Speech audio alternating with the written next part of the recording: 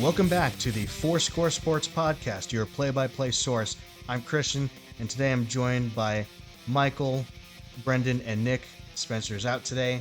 That's okay.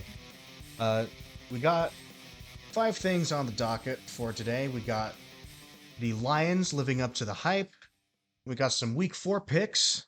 We got some news in the NHL regarding Andrei Vasilevskiy, who's going to be out due to back surgery. And we are gearing up for the baseball postseason. And so let's get going. Brendan, do you want to comment first on your team? Well, let me tell you. Thursday night, the Detroit Lions go into Lambeau Field, and they laid a professional ass whooping on those frauds. All right. Ever since that Seattle game, the defense has been airtight, and this team is finally, in my opinion, living up to the hype.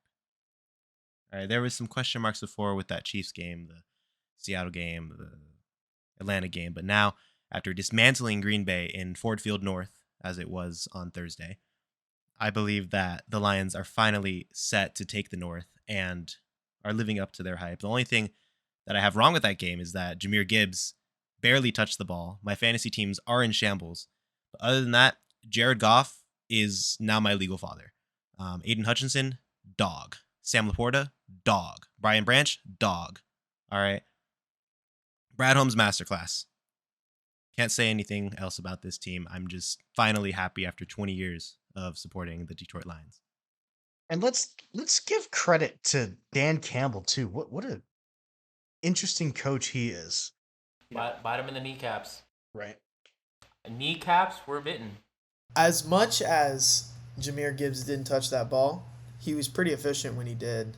Only 8 rushes for 40 yards. That's pretty solid still. That's still good production. So I don't think Jahmyr Gibbs had necessarily a bad game. They said they were going to ease him into the offense, and they're easing him all right. So I think it's a little discouraging for the fantasy aspect of it, but I think as long as they're winning games, I think you can't be too mad. And Sam Laporta is an actual steal of the draft. Like, homie's really good. And I guess the Packers weren't feeling the love this weekend or this Thursday, so he did not have a great game. He got dogged on and throwing 2 picks.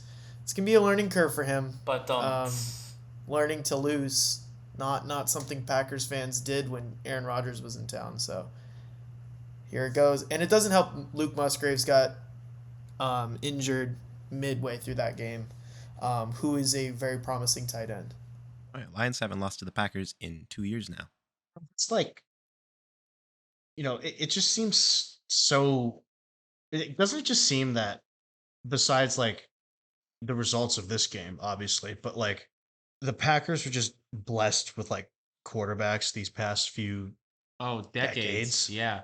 I don't know if people really understand how extraordinary it was that they went from one Hall of Fame quarterback in Brett Favre to another Hall of Fame quarterback in Aaron Rodgers, and just having like immediate success with both. Like, you don't see that a whole lot. The only other example I can think of, or there were 2 others I can think of. I mean, you got, when the Niners went from Joe Montana to Steve Young, and when the Patriots went from Drew Bledsoe to Tom Brady. I mean, you had, I don't think Bledsoe's a Hall of Fame quarterback, but still was a serviceable quarterback going from one good quarterback to another. Like, you don't see that a whole lot, especially at this caliber. Oh yeah, look at the Bears, Commanders, who else? Browns, unable to find a franchise quarterback. And I think Jordan Love has a bright future ahead of him, but he got absolutely clamped by none other than Jerry Jacobs all Thursday long. Who the fuck is Tingus Pingus? Exactly. Who is Jerry Jacobs? Also, I gotta say one more thing. When the Lions drafted Jahmyr Gibbs, they called him a positionless player, which I mean I guess is right. If you never see the field, you can't play a position. But nothing against David Montgomery. He's a great running back. I love the way that the offense is playing. little biased because my fantasy teams are suffering, and I refuse to bench him. Brody had 32 carries for 121 yards and 3 touchdowns, and he's like, no, nothing against David Montgomery. Yeah, I mean, he just had a career game, but, my fantasy team, my fantasy points, yeah. No. That hurts. That hurts. And people were drafting Jahmyr Gibbs to be like their savior, like they're like really good RB2, like thinking steal of the fantasy draft. But now it's not looking too good. David Montgomery have a huge game coming off of injury, so I mean, not very good for his fantasy stock. All right. So next, let's move on to some of our picks for Week 4. The first game I got up on my slate, I got the Falcons and the Jaguars. Might be a bit of a hot take, but give me Atlanta. You're gonna go with Atlanta, okay? Yeah, well, yeah, I'll go with Atlanta too. Just Jaguars hasn't been holding up, so just go Falcons. I think this is the game for the not for the Falcons, sorry, for the Jaguars that they really figure things out. So I'm gonna go Jacksonville. I think they got a good team going. I mean, Calvin Ridley revenge game. Give me Jacksonville. That's true. I forgot about that. Next up, we got the Los Angeles Rams versus the Indianapolis Colts. Colts will have Anthony Richardson this week. That being said, I like what I've seen from the Rams so far. I think the Bengals game was rough, but I think we can move past it. Give me the Rams. Yeah, give me the Rams as well. I got a feeling. You got a feeling? I think this is going to be a close game. Still no Jonathan Taylor, so I'm liking the Rams on this one, so I'm going to take the Rams as well. Going with the Rams as well here. Alrighty, next up we got the Ravens and the Browns. I think I'm going to rock with Baltimore on this one. I'm gonna counter. I'm gonna go with the Browns here, and only because that Ravens injury report looks like a 6-year-old's Christmas list, and it's full. So, give me Cleveland. I mean, I like Lamar. He can do it all, but Cleveland's been a really good, complete team. And like you said, the injury report, you can't ignore it. So I'm going to go Cleveland on this one, too. Yeah, that injury report is insane. 5 out, 4 questionable, 1 doubtful. That's just the Ravens. Give me Cleveland. That underrated defense is no longer underrated. All right, next up on our slate, we got the Vikings and the Panthers. Give me Kirk Cousins and the Vikings. Man, this is sad. So, I got to make a pick here. So, give me Minnesota. No primetime Kirk, so Minnesota should not have a problem getting this one done. I will never, ever bet on Kirk Cousins. Give me the Panthers. Give me Adam Thielen. Give me that grit. Ain't no way. Yep. Adam Thielen, real gritty type of player, lunch pail kind of guy, the kind of guy you want to date your daughter, the real first one in, last one out kind of player, he just, super sneaky athletic. I mean, Whoa. real kind of guy you want on your team, hard worker. A real revenge game against his former team, too. That too. Yep. Not a bad pick. Next up, we got the Cincinnati Bengals and the Tennessee Titans. I think the Bengals are back. Give me Cincinnati. Nothing's really going on for Tennessee here. Burrow shows that he could possibly be back, so give me Cincinnati in this one. It's a safe pick. I think the Tennessee Titans defensive line has been very underrated this season. But I think the Bengals figure it out, and I think they get the win here. But wouldn't be surprised if there's an upset. Oh, yeah. Not disagreeing with anyone here. I mean, give me the Bengals. I don't see anything going on in Tennessee, really. All right, next up we got the Bucks and the Saints. I think this game depends on who's playing quarterback for the Saints. I think if Carr plays, New Orleans can take this. If not, I'm going with Tampa. As of right now, he's questionable, so give me Tampa. I think the Saints can pull it off against the Buccaneers. Just feel like that they can pretty much handle the Tampa Bay offense. I think the Saints will win. I think the Tampa Bay offense has a lot of potential to go off on the Saints. It's either Derek Carr or Jameis Winston. Jameis Winston is still a very good backup quarterback, but even still, I'm going to take the Buccaneers. They still got a good team. I'm going to go with the Buccaneers, too. I mean, something's brewing in Tampa, kind of flying under the radar. Let Baker bake. Give me the Bucs. All right, next up, we got, in my opinion, the toughest one to pick this week, the Miami Dolphins and the Buffalo Bills. Of course, the Dolphins coming off of a game where they just dropped a whopping 70 points on the poor Denver Broncos. And Buffalo, one of the best teams in the league. This game's going to be really close. I think I'm going to go with the Miami on this one. This game will be fantastic, and it'll probably be the defense shooting off the fireworks for both teams here. However, I think Tua and that offense can really get it done over the Bills. I personally love Tua, so give me the Dolphins. Not many teams have found a way to stop Tyreek in that Tua connection, and Buffalo had a bit of a struggle against the Jets week 1, so gonna go Miami here, and I don't know how they didn't flex this game. Like, this game should be a primetime game. I'm also going to go with the Dolphins here. I just feel like this is going to be the Bills' first real challenge in 2 weeks. I feel like they have it together and they have a great team, but I just think the Dolphins track team, it's too much. All right, next up, we got the complete opposite of the previous game, where we have the Denver Broncos and the Chicago Bears. Triple fight! Going from one of the best matchups to this shit. I'm going to take Chicago, though. Probably a bad choice, but I'm going to go with Chicago.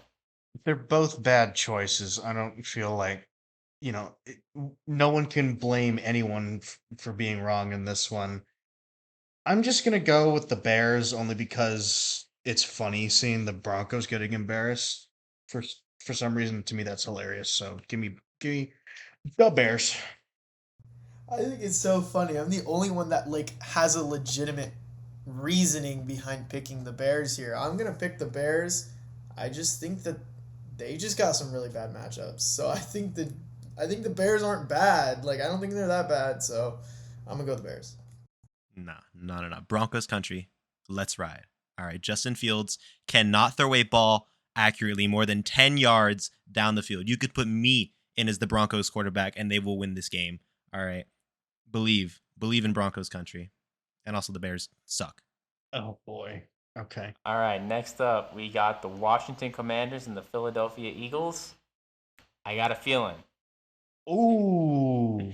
I think that the Washington Commanders are going to upset the Philadelphia Eagles this week. Really? Give me the commies. Bro, just trying to piss me off. Give me the commies. Hail to the commies. I don't think that's going to happen. I think reality will stay the same, and the Eagles will win decisively. I got a feeling, dude. I got a feeling. He has a feeling, though. I don't know I don't know if the Eagles will I don't know if the Eagles will win by less than 30 points this game. It's going to be a catty-whopping right now. Nothing in Washington has ever screamed this season that they are even a decent team, and the Eagles have just been getting better, and Swift is gonna literally run laps around that defense. So give me the Birds, baby. Michael, you're on to something here. All right. Yeah. Let's go. I don't know what it is. I don't know what this feeling I have is. Y'all have there's no basis behind There is no basis. All right. Sam You're trying Howell, to get a meltdown out of me. legacy. All right. Chase Young, legacy game. I don't know anyone else on the Commanders, Bro just to be got honest. drafted, bro. I only know those two players. Terry legacy? McLaurin, legacy game. All right. You're not ready for this. You know what? I might start Scary Terry this week. I think I can't name anyone else on that Commanders team other than those three guys, but it's going to be a legacy game for all of them. Give me the Washington football team. I'm revoking your football pass. I got Scary Terry sitting on my bench right now on fantasy. I might have to put him in this week. Bro, against Darius, nah. Next, I'm just wagging my finger at y'all. That's all you get. all right. Next up, You we got. guys are pieces of shit for that one. Anyways, continue. We got the Pittsburgh Steelers and the Houston Texans. Urinating Tree described last week's Raiders-Steelers game as a stoppable force versus a movable object. And I would like to think this game falls under the same category. I think the stoppable force will prevail. I think Pittsburgh has got this game. Yeah. Houston, okay. CJ Stroud can't count past 15, so Steelers.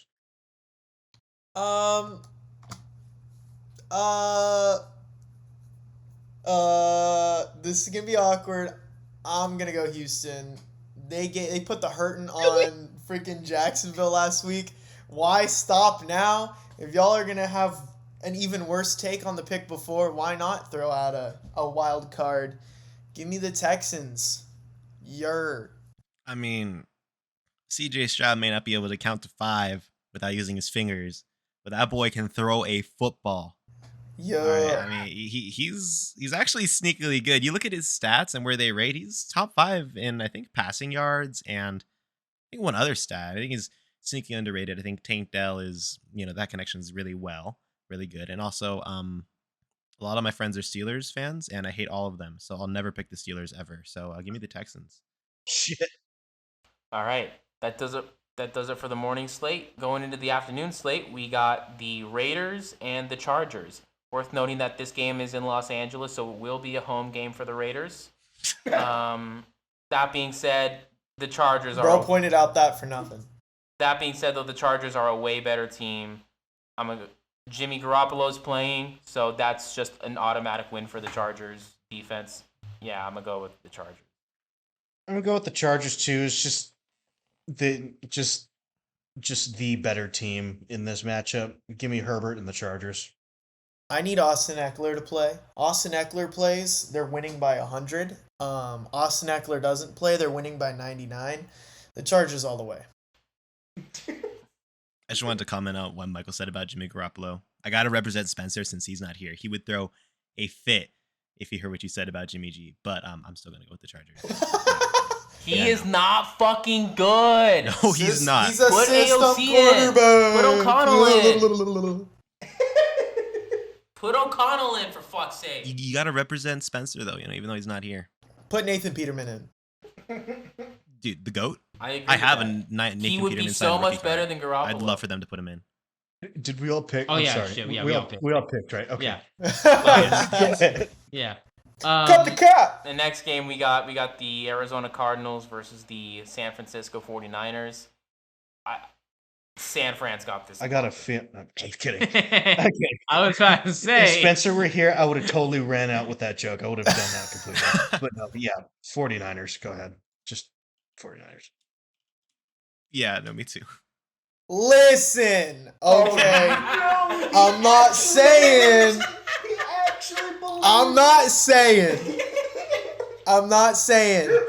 But hear me out, okay?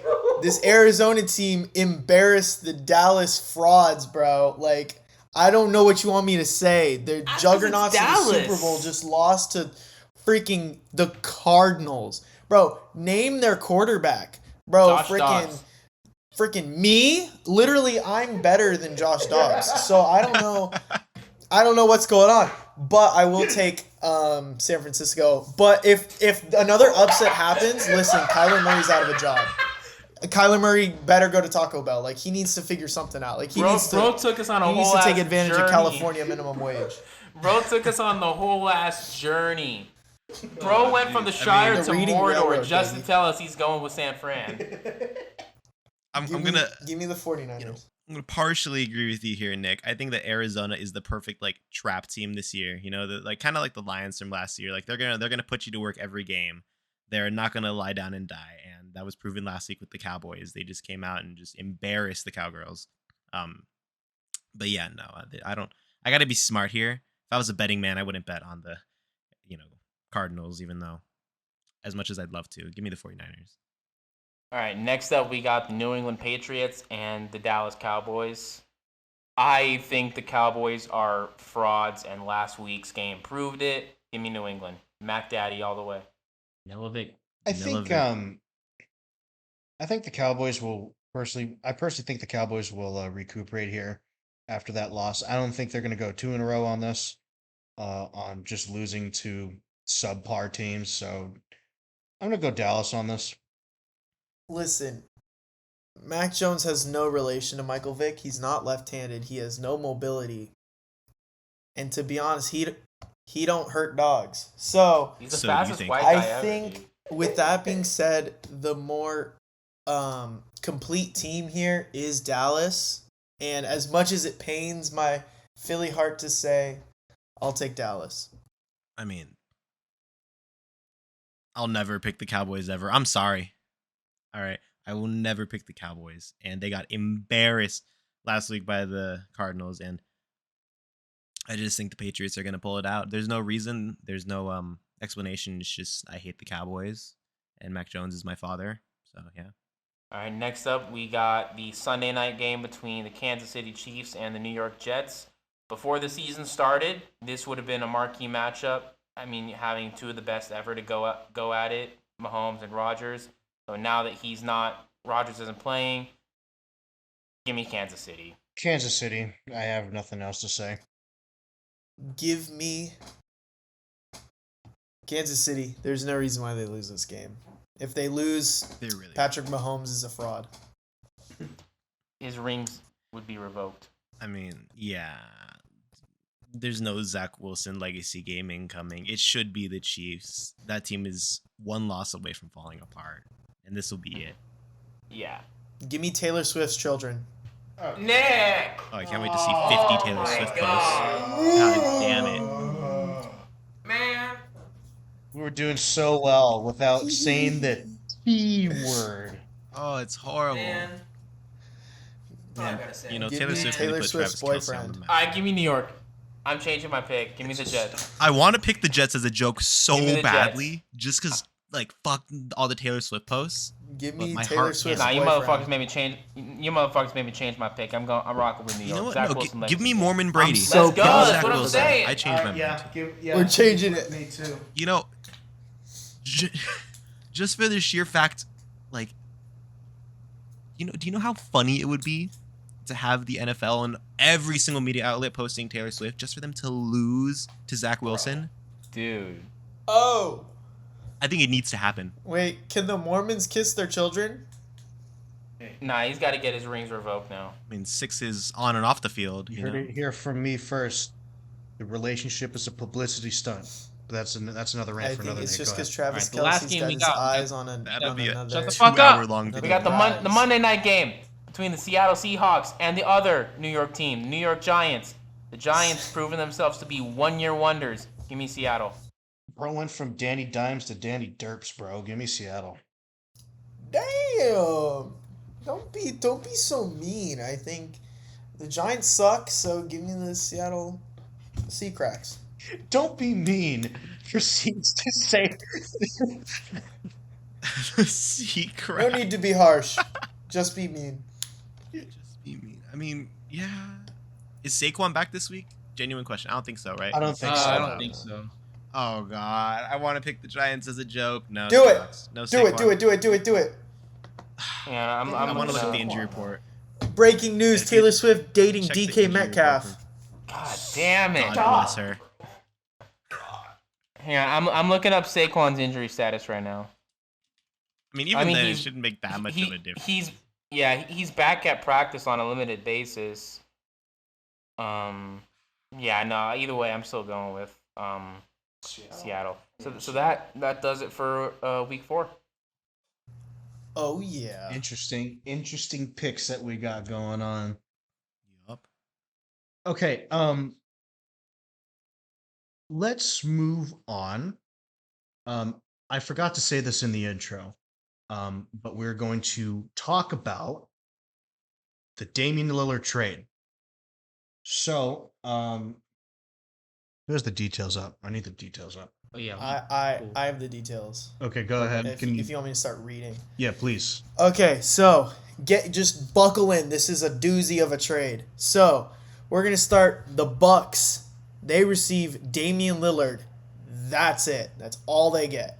The Trailblazers receive DeAndre Ayton from the Suns, Tumani Kamara from the Suns, Drew Holiday from the Bucks, the 2029 first round pick from the Bucks, and 2 first round pick swaps, one in 2028 and 2030 from the Bucks. And then the Suns receive Grayson Allen from the Bucks, Keon Johnson from the Blazers, Nasir Little from the Blazers, and Yusuf Nurkic from the Blazers. That is the entire trade. Which it's a hefty trade. I'll be honest. Looking at it, I've already seen reports that Drew Holiday is going to be flipped for more first round draft picks by the Blazers, which is a crazy statement. You only see it a few times where stars get traded immediately after getting traded.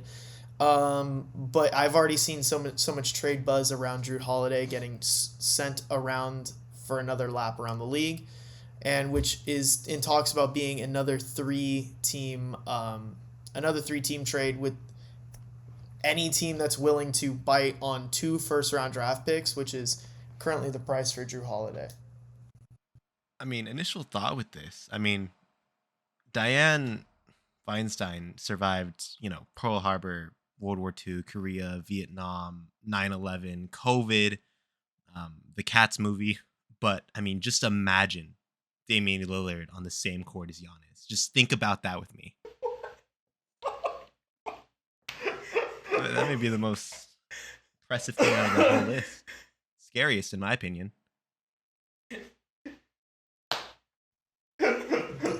I'm speechless. That was that was beautiful. That was beautiful. Wonderfully said. Couldn't have said it better myself. He has such a way with words. Such a way. Like, for real. Jimmy Buffett would have been proud. Okay. I say we start with from the Bucks' point of view. I mean, I feel like they obviously, going all in, getting Giannis on the same court as Dame. I really like this move for them. They gave up a bit, but they came out with the best player in this trade, and I feel like they won it. Yeah, I mean, if Lillard wants a chance at a ring before he retires, I mean, Milwaukee's one of the best places to go for it. I I honestly don't have much to say, other than this gives Dame a real good shot at getting a ring. How old is he? I'm not sure. He's been in the league a while though. He's 33, 32 or 33. 34. Yeah. 34. He's 33. He just turned 33. Damn. Damian Lillard's birthday is the day right before mine. That's crazy. Oh, cool. Shit. Who did I... Yeah, Brody is 33 and coming off of one of his better seasons. He's been a little dinged up the past few years, but no injuries that are like anything of concern for his production. Considering last season he came back out and put up 32 points per game, which is really impressive. Even playing, I think he played almost 60 games. So I think it's a great addition for the Bucks and really gonna hopefully put them back into getting another ring. I'm a little concerned that they kind of sold for Damian Lillard. It was quite expensive in the way of Drew Holiday and pretty much their future for this. They get rid of the most toxic player in the league, which is Grayson Allen, and not really much else. The Suns paid a lot for this. I don't know why. They didn't really get much in return. They kind of shed some cap, which I knew they had a problem with. So, it makes sense altogether. I mean, nothing crazy other than the Dame movement. Okay, so a couple questions from me, the outsider looking in on this trade. Why are the picks they swapped so far out from now? Why is that a common thing I've found? That's a good question. in the NBA they love to do picks way out because they only have 2 rounds of draft picks every single year, and the teams aren't as deep. There's not that big of rosters, so you don't need that many players to be drafted. So when you only have 2 picks every year, they're a lot more valuable, and therefore also more scarce. So teams will have to trade farther away picks in order to get these players because you only have so many first round draft picks, or I mean, so many draft picks. I mean, everyone has the same amount of first rounds, but you know what I mean.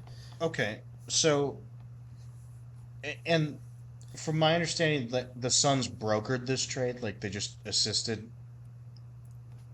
just in, like, So the Suns were having a big issue with their cap. I mean, they built a super team, and they realized that they can't actually pay for it all. I'm pretty sure they were 1.5 DeAndre Ayton contracts over the cap, which is good that they were able to get rid of DeAndre Ayton's contract, and they picked up some fairly cheap players to kind of fill in. So they were able to ship out a bunch of cap and be able to. They're pretty much the mediator that made sure that the Bucks were also paying enough because they also got a player from the Bucks. So I think it just like made sure that the teams were spreading it out, and it also helps the Suns get rid of the cap that they needed to get rid of. well, Yeah, so some really good do you questions. think though. Really good question. Milwaukee makes a deep run at least? They're gonna have some issues with that bench. They're surely gonna have some issues with that bench because they gave away a few of their players. But I think Milwaukee does have a shot at getting another ring. I mean, Damian Lillard's one hell of a player, and he's taken Portland to the playoffs a few times, basically on his own. So I think he's a really good player to assist Giannis. I think he's the best player in Milwaukee besides Giannis in a very long time. So I think it really pushes them over the edge. Okay, all right. That fills me in. Okay, next up, some NHL news. Uh, some pretty big news actually. Andrei Vasilevskiy will be out 8 to 10 weeks due to back surgery. Um, and that that's pretty huge, in my opinion. Um, the Lightning have relied on that guy for their cups, for their deep playoff runs, just for everything. Um, what do you guys think? What do you think Tampa does from here? Do you think they're going to shop for a goaltender or no? They they have to. They have to shop for a goaltender. They have no depth, no other NHL ready goaltender. And you don't need a goalie to win in NHL, but the way Tampa is, the way they play, the way their system is, You're going to need a goalie. Vasilevskiy, or at least you need Let a me ask, competent goalie. who's I their looked at the backup? names. Go. You? Is it still Elliott? I don't have a damn clue. Jonas Johansson.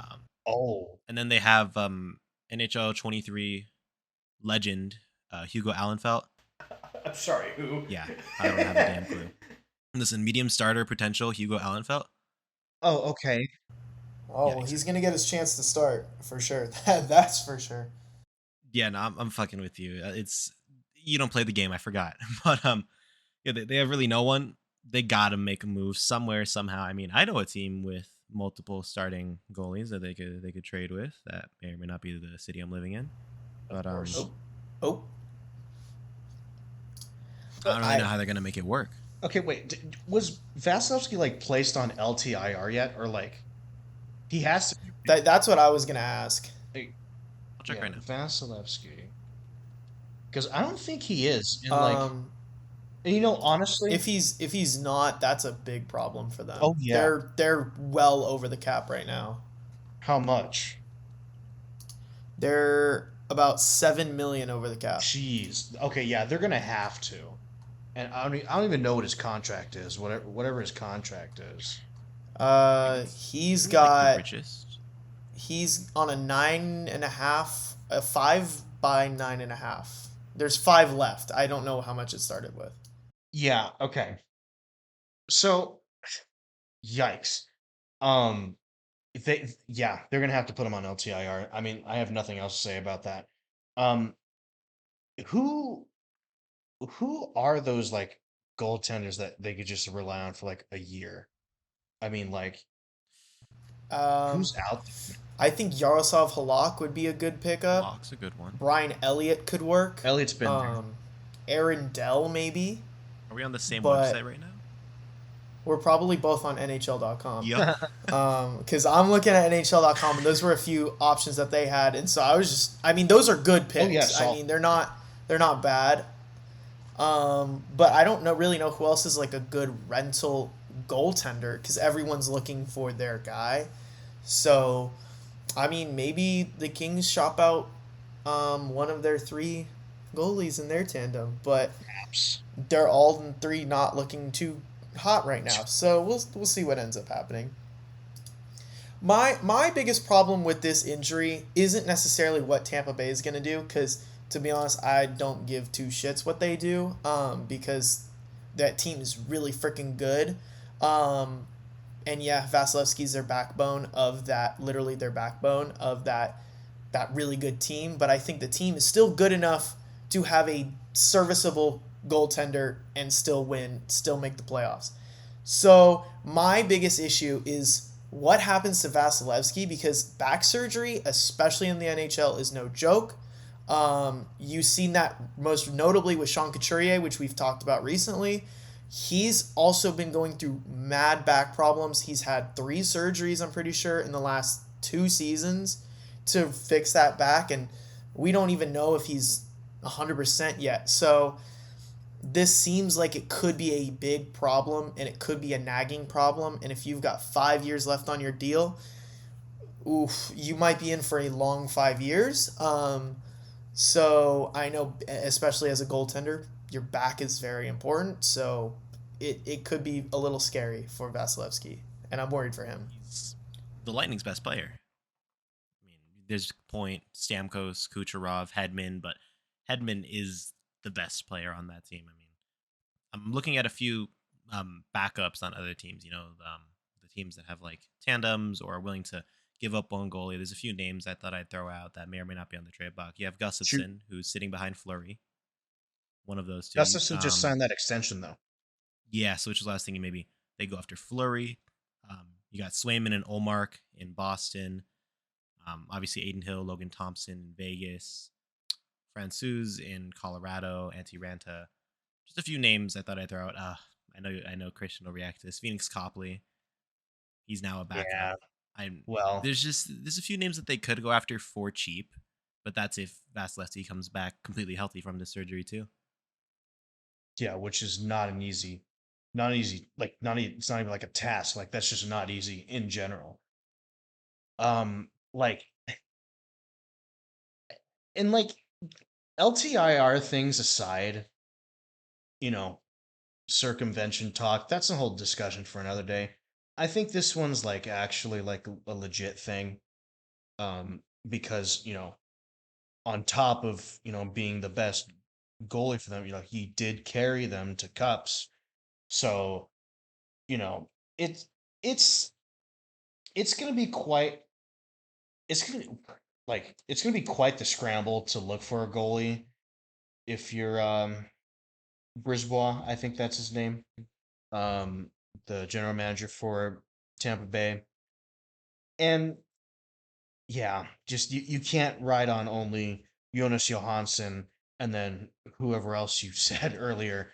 Um so it's going to be interesting to see how Tampa will perform throughout the year. Um, when Vasilevskiy does come back, on that projected timeline of after 8 to 10 weeks, um, we'll see how they do. But maybe this first couple months is definitely going to be rough, in Tampa. Alrighty. Um, Now, last thing that we want to go over It's the end of September baseball. We are entering the postseason. Very exciting for all baseball fans out there. And let's take a look what's going on inside. So, Nick, you want to lead us off? Yeah, I'll give a couple points to note here. Most of the divisions have been decided. The only division that hasn't been decided is the AL West, and that's been a major, like, what's going on the entire season. The Rangers are currently in first place by 2 games, and I believe most games have 2 to 3 games left to play. So seeing them with a 2-game lead over Houston is a pretty good bet for me to win that division, but they just need to win like one more game, and I think it's theirs, and that would be the storyline of the season pretty much. But I think after that, every other division has been settled. As of right now, the teams that are currently locked in the playoffs: the Baltimore Orioles, the Minnesota Twins, the Tampa Bay Rays, the Atlanta Braves, the Los Angeles Dodgers, the Milwaukee Brewers, and the Philadelphia Phillies, and that's it. In the NL, we have 2 wildcard spots remaining. In the AL, we have 2 wildcard spots and a division spot left to play for with about 2 to 3 games left. It's going to come down to the wire for some of these matchups. I think the NL wildcard has 4 teams fighting for those 2 spots: the Arizona Diamondbacks, the Miami Marlins, the Chicago Cubs, and the Cincinnati Reds are all fighting for those spots.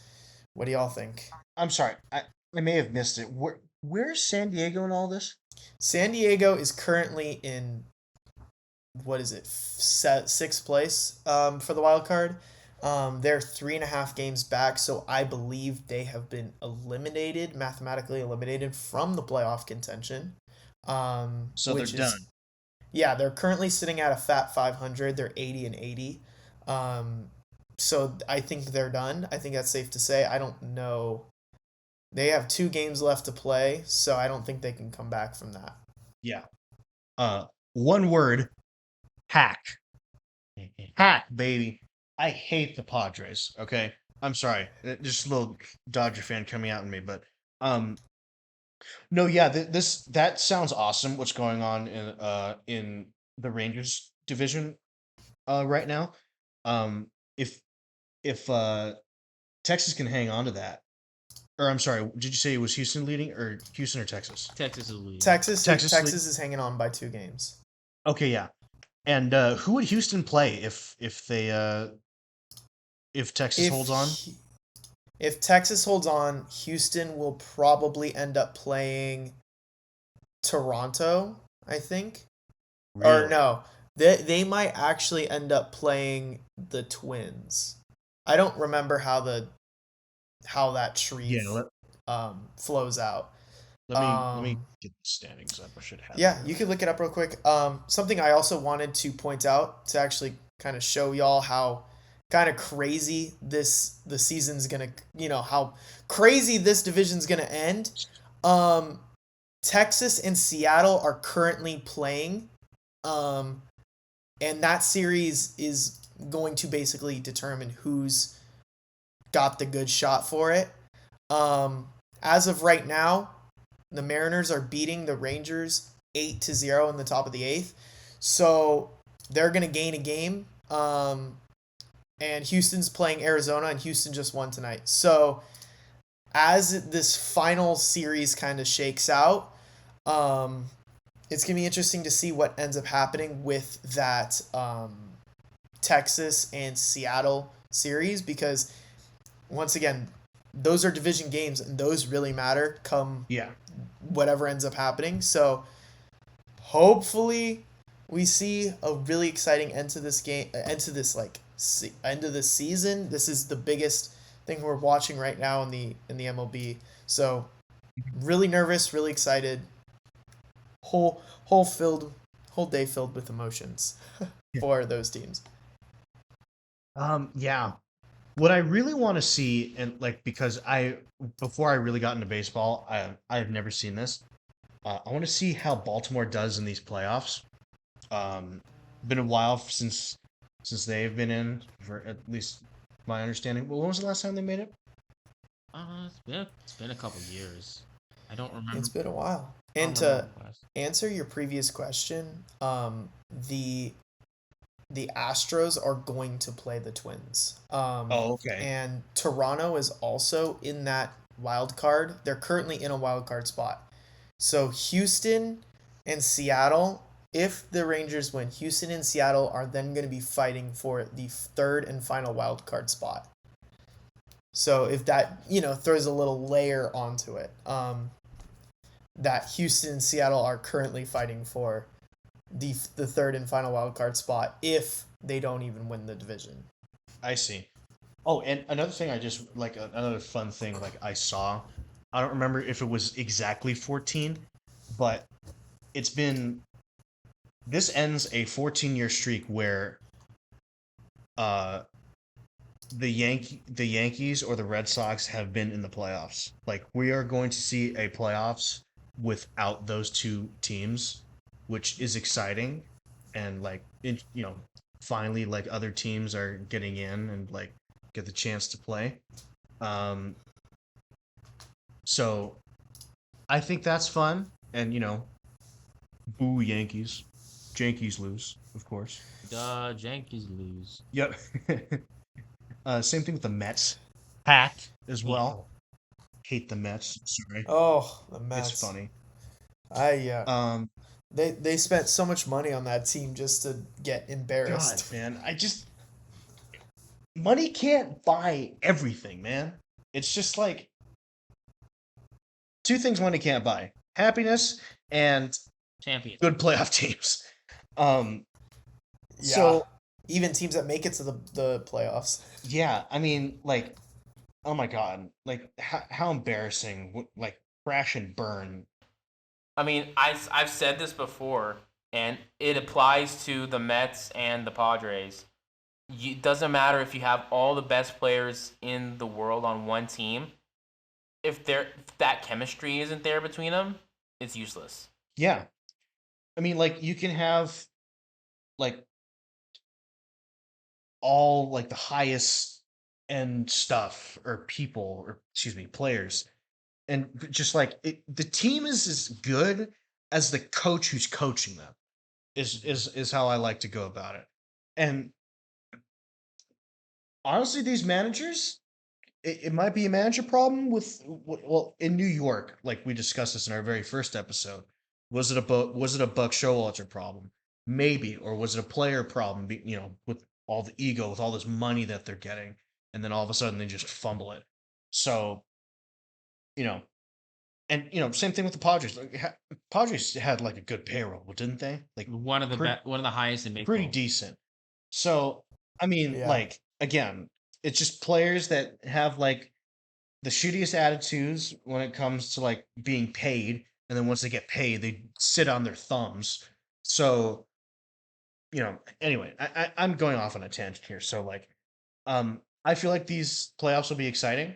Do we have any word on who the Dodgers will play? Yeah, I think I mentioned it earlier. It's gonna be either Chicago, Miami, or Milwaukee. One of those three, huh? Yeah. Okay. And Yeah. As of now, Chicago's a game and a half out. Right. Yeah. I'm not sure who we'd play if the season ended now, but I do know it's between those three teams. Okay. Yeah. If the season ended now, y'all would play the winner of Milwaukee and Miami. Okay. That's who y'all would play. And the Dodgers record. Sorry, the Dodgers record against Milwaukee was it decent this year? I saw a post about this earlier. Let me pull it up real quick. I think it was really good though. I know we did okay. Well, more than okay against Miami. Oh yeah, it's also worth noting. I believe Miami will be without Alcantara this postseason. Really? Which is going to be a Yeah. huge blow to their pitching staff. I don't know. Did he get officially shut down for the rest of the season, or were they still? Well, the holding out post hope? I saw noted Sandy Alcantara shut down for season. So Okay, yeah, that would Yeah. be in playoffs too. Another Yeah, interesting. Speaking of, oh, sorry, yeah. Go ahead. Oh, I was just gonna say, speaking of injuries, the Phillies have a huge opportunity this postseason if they get probably past the first round. Honestly, I wouldn't be surprised if he's back for the first round. But our star first baseman Rhys Hoskins will be returning to the lineup if the Phillies make it far enough into the playoffs in which he can return. He was hitting home runs at Citizens Bank Park, I think 2 days ago during warm-ups, batting BP. So very encouraging sign if Rhys Hoskins comes back and Bryce can move back to the outfield, it's over. It's over. Yeah.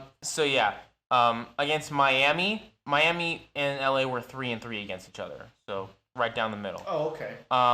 Chicago was the Dodgers were 4-3 against them. So have the 1 game advantage, but still really close. Yeah. Milwaukee, Dodgers were 5-1 against this season. Good. Okay, So that sounds good. Yeah. Promising for fellow Dodger fans out there.